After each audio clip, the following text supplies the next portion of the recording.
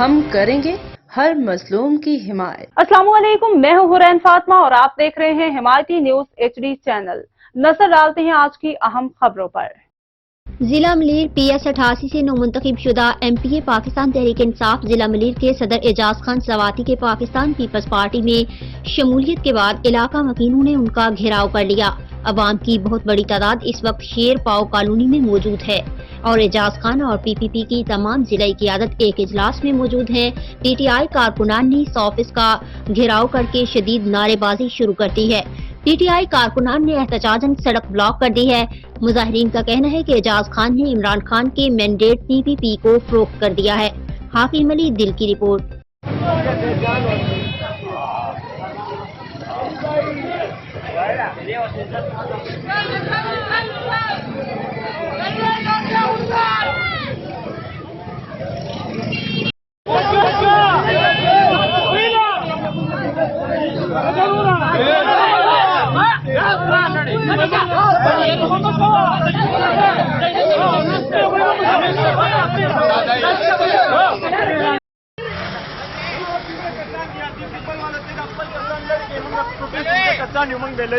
चलो आगे पीछे।